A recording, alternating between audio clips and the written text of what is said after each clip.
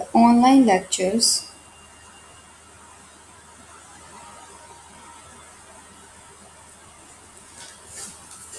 and I'm your instructor, Shumaila Zeni.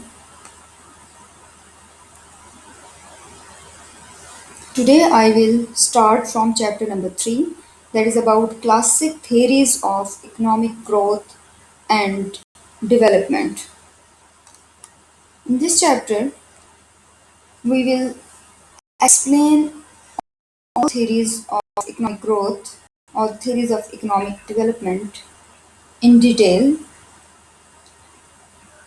The first one theory that we will discuss is linear stages of growth. Second will be saving and investment model. And third, that is most concerning, will be rural to urban migration. All these theories, these are showing the structural change models.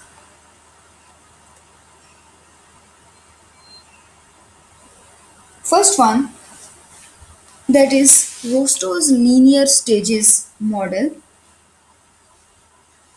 and the beauty of this model is this is showing how the economies they are passing all the stages to transform from developing to developed nations. The most influential and outspoken advocate of the stages of growth model of development was the American economic historian Walt W. Rostow. According to Rostow, the transition from underdevelopment to development can be described in terms of series of steps or stages through which all countries must proceed. And there are 5 stages, and these stages are traditional society, preconditions to take off, and fourth one is drive to maturity, and fifth, that is last stage considered according to Rostow, that is age of high mass consumption.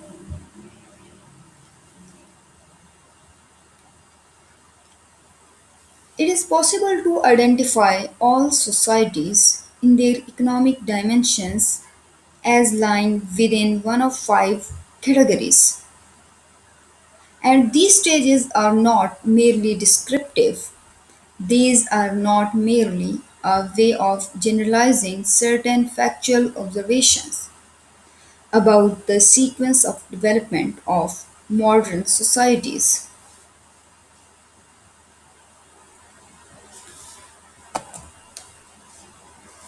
The first one is traditional society. It means the most nations, these are related with the agriculture sector. They are not growing more. The large population is mostly related with the agriculture sector, and they are not most contributing to the economic growth, and because of this there is slow economic growth and large population growth. And second stage is preconditions to take off. This stage is about the development of institutions. Now people have an idea, they are thinking about the education system, about the organizations, about the infrastructure. Now they have broadened their mind about the women education. They are taking the decision. It means um, they the mostly the females are not considered lesser than males. The advanced countries, it was argued, all stages of takeoff into self-sustaining growth, and underdeveloped countries, you can say like the Pakistan, India, Bangladesh, that were still in either the traditional society or the preconditions stage. And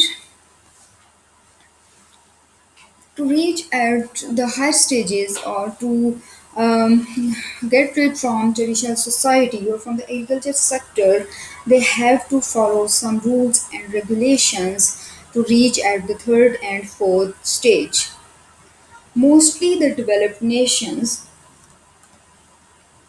they have passed all the stages and they are mostly on the third and fourth stage and thinking about to reach on the fifth stage.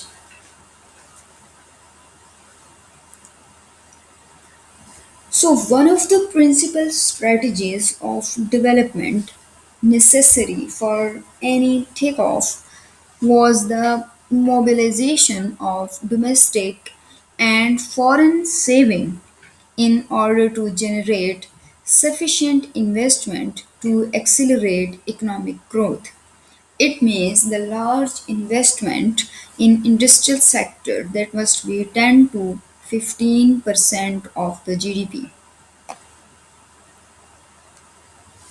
Most developed nations, they have passed all the first and second stages and they are on to the third and fourth stage. It means they have passed the stages and reach from take off to the self-sustained growth where they have groomed the industrial sector, because whenever the any nation that is good in one sector, they can be performed good in the second sector.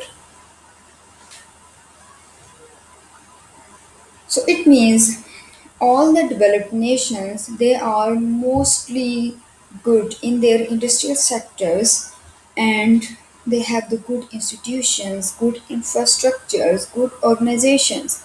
So this is the basic question of all the nations, that the Rostow's linear stage model, that is discriminating or differentiating the countries, whether the countries on the less developed nations or these are called the high developed nations.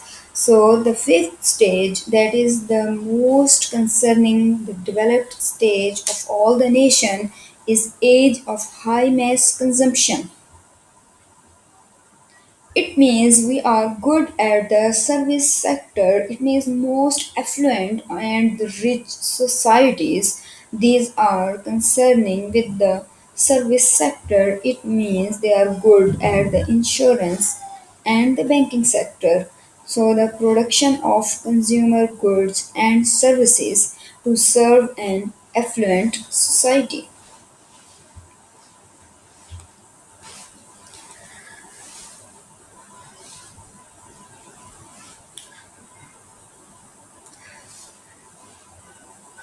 The economic mechanism by which more investment leads to more growth can be described in the terms of the Harrod Domar growth model. That will be our second model, and that will be our second most concerned model. Now, this graphical illustration that is showing some stages according to time. This is showing the GDP growth on the horizontal axis. You can observe the time, and at the vertical axis, this is showing the GDP growth, and um, you can easily determine now the preconditions to take off, then take off, and then post takeoff. This is fourth and fifth stage. And now, for further explanation, you can go through this video also.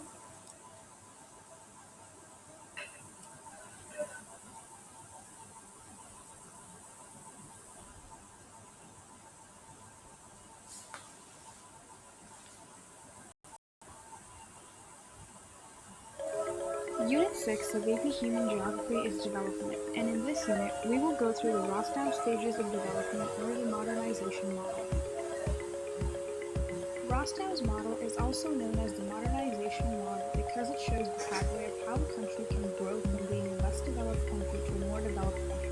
There are five stages in Rostow's model: traditional society, preconditions to take off, track to the journey, and mass consumption. Today, all countries have passed stage one. Rostow was an American economist who assumed that all countries wanted to modernize and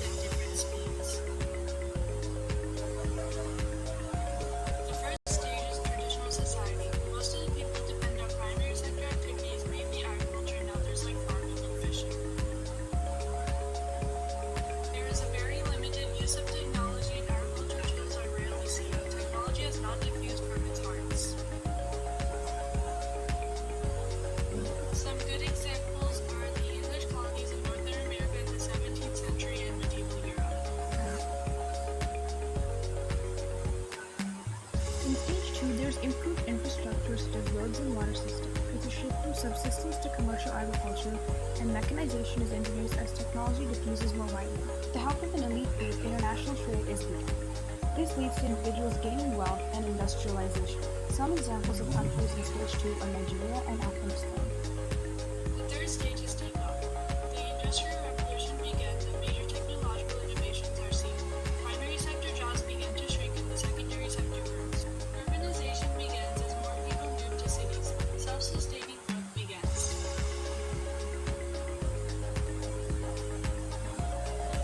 Today, Bangladesh is a good example, and Japan in the 19th century as well.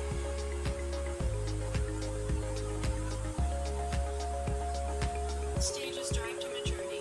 As major industries develop, smaller industries made for recreation start to develop. There is a decrease in population growth and an increasing economic growth. Transportations and communications improve greatly. There is an increase in infrastructure such as schools and hospitals. Examples of countries are Brazil today and Germany in the 20th century.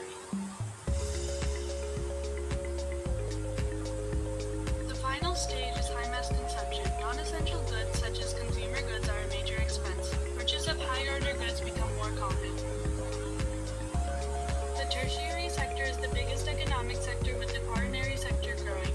Some examples are US, Japan, and England.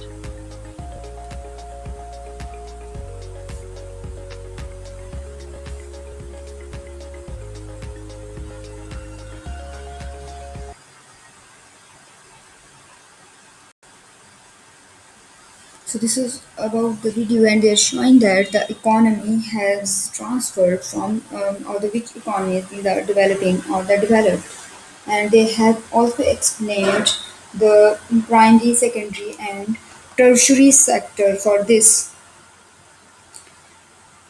Now there are some critics or some drawbacks has been found in Rostow's stages of growth, and according to Harrod Domar model, they are more concerned about the saving investment model because the Rostow's model they have not thoroughly explained the saving investment model in a best way.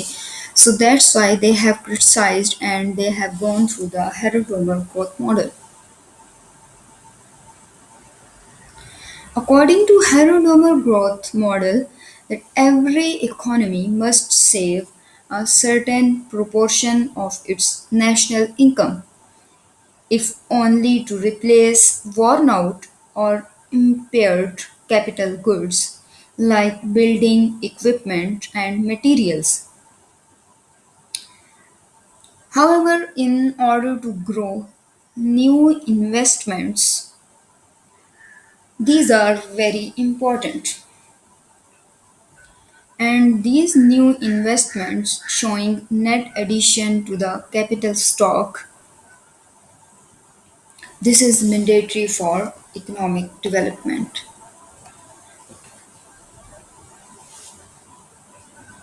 If we assume that there is some direct economic relationship between the size of capital stock K and total GDP that can be shown by Y. For example, if $3 of capital is always necessary to produce an annual $1 stream of GDP, it follows that any addition to the net capital stock in the form of new investment will bring about corresponding increases in the flow of national output or the GDP. It means all the nations who have some assets, who have some capital, they can grow faster than other nations. So, capital or the equipment or the machinery or the asset that is very much important, and how it can be gained. It can be gained from the new investment. So, according to the Harrod Domar model, they are showing that the capital and the GDP these are correlated with each other. And this relationship can be shown by the capital output ratio, and according to capital output ratio, this ratio shows the unit of capital required to produce a unit of output over a given period of time.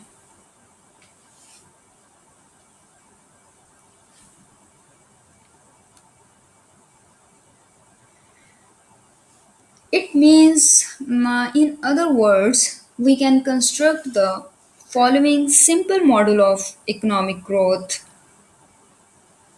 That is, net saving ratio is fixed proportion of national output. It means if you have income, you can save or you can consume. The one portion of the income can be consumed and one portion of the income can be saved. It means that the GDP equation can be written as the aggregate demand is Y is equals to C plus I,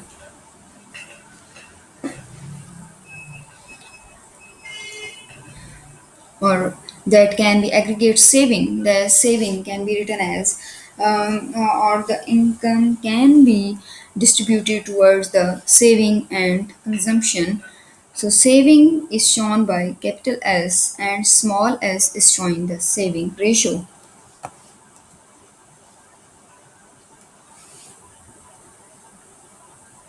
Net investment is defined as the change in the capital stock K and can be represented, that is, by change in K. It means investment is actually net addition to the capital stock. If you have some capital, some equipment, you can make new investment. It means you have uh, you have some factory and you have all the equipments in that factory. Now you are making some investments. You can take the example of your university also. It means your university is considered as the capital, and you are investing to the university. But the capital stock has direct relationship with national output, which is expressed as capital output ratio, and this is shown by small c. It means both are directly proportional to each other.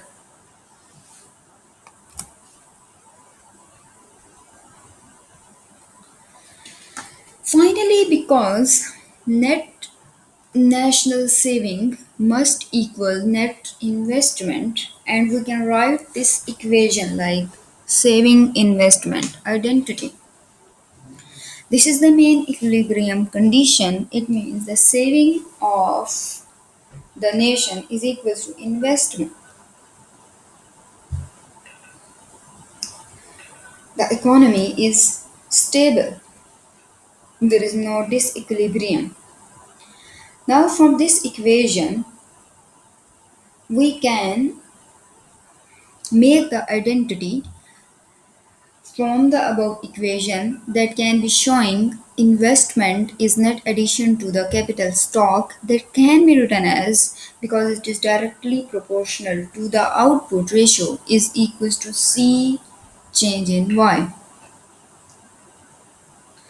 So identity of saving and investment shown by this equation, that is S means saving is equals to net addition to the capital and net some proportion of the income, that is equals to C of the change in Y is equals to change in K is equals to I. So this is showing the total saving investment identity of after substituting some another the above equation, that is I is equals to change in K is equals to C change in Y.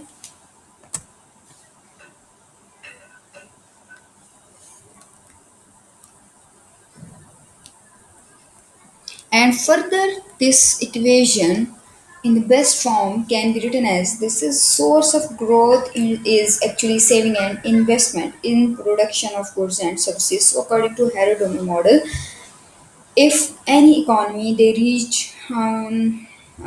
want to transform from agriculture to industrial sector, they must perform 10 to 15% of the investment to the GDP ratio. This is according to the Harrod model. Then they can pass third and fourth stage, and they can reach to the third and fourth stage, and they can be equivalent to the developed nations.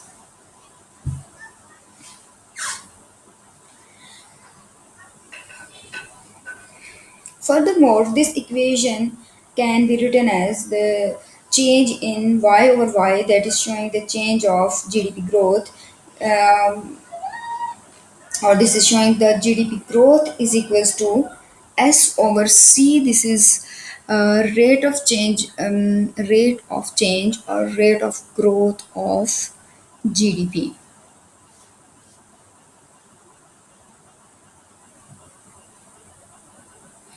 So this is a very important equation, and the we are more concerned with this final equation, which is simplified version of the famous equation in the Harrod-Domar theory of economic growth, states simply that the rate of growth of GDP is determined jointly by the net saving ratio S and the national capital output ratio. More specifically, it says that in absence of government, the growth rate of national income will be directly or positively related to the saving ratio. That is, the more an economy is able to save and invest out of given GDP, the greater the growth of that GDP will be. And inversely or negatively related to economy's capital output ratio. That is, the higher C is the lower the rate of GDP growth will be.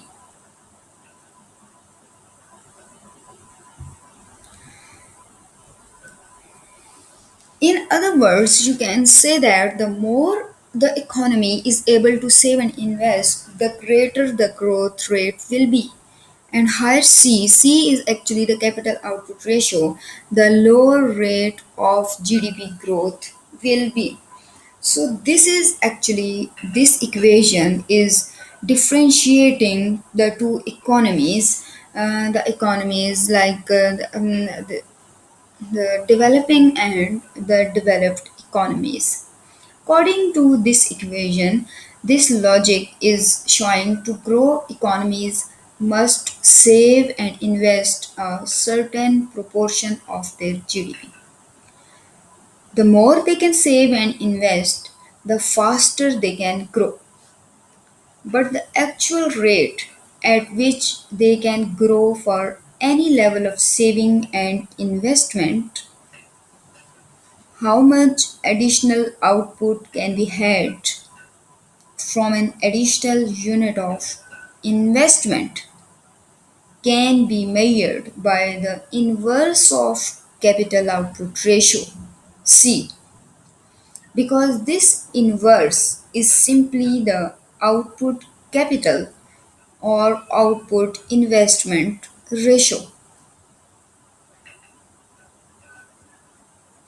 It follows that multiplying the rate of new investment, which is written by investment over GDP by its productivity, 1 over C, will give the rate by which national income or GDP will increase.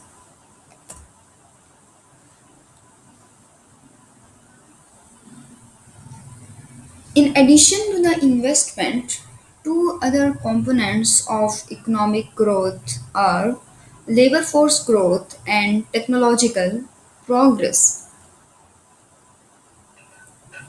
In the context of Harrod growth model, labor force growth is not described explicitly. This is because labor is assumed to be abundant in developing countries' context and can be hired as needed in a given proportion to capital investment. It means all the developing nations they have the abundant labor growth, and Harrod model is mostly concerned with the saving and investment. If the countries will more save and they will more invest, they will grow faster. And he's not concerned with the labor force growth because the mostly developing nations they have the labor force in an abundant way, and that can be easily available. In a general way, technological progress can be expressed in the Harrod context as a decrease in the required capital output ratio, giving more growth for a given level of investment that we have explained in the last equation. This is showing the relationship. This is obvious when we realize that in the longer run, this ratio is not fixed but can change over time in response to the functioning of financial markets and the policy environment. But again, the focus was on the role of capital investment.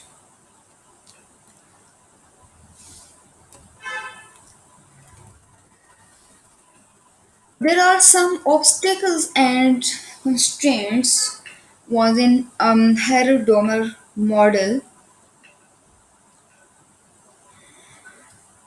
Returning to the stages of growth theories and using our Harrod model, we learn that one of the most fundamental strategies of economic growth is simply to increase the proportion of national income saved, not consumed. If we can raise saving in equation that was given above 3.7, we can increase GDP growth. For example, if we assume that the national capital output ratio in some less developed country is say about this is 3, that is C, and the net saving is 6%, we can find out the GDP growth which is 2%. Now, if the national net saving rate can somehow be increased from 6% to 15% through some combination of increased taxes, foreign aid, and general consumption sacrifices, GDP growth can be increased from 2% to 5%. So it means the saving will play the main role for increasing the GDP growth. And this GDP growth will be enhanced or increased to 5% from 2%. And in fact, Rostow and others defined the takeoff stage in precisely this way. Countries that were able to save 15 to 20% of GDP could grow at a much faster rate than those that saved less. Moreover, this growth would then be self sustaining.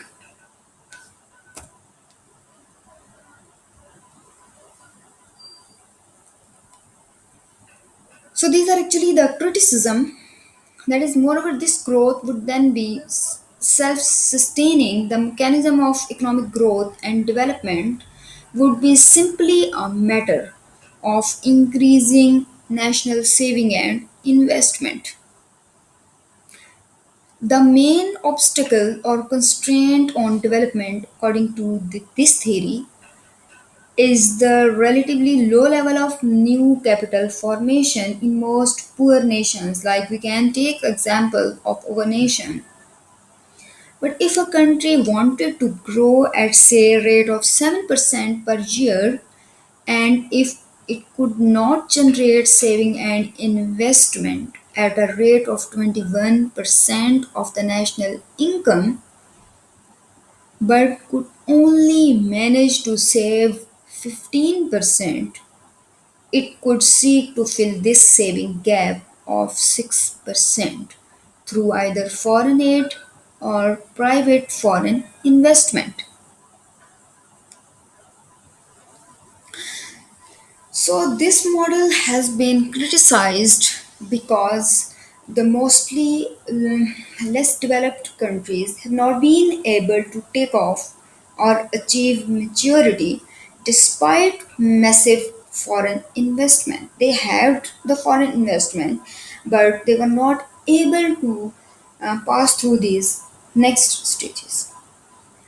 And many nations have neglected the development of institutions, organizations, and infrastructures that is the main requirement for industrialization. Thanks for your attention.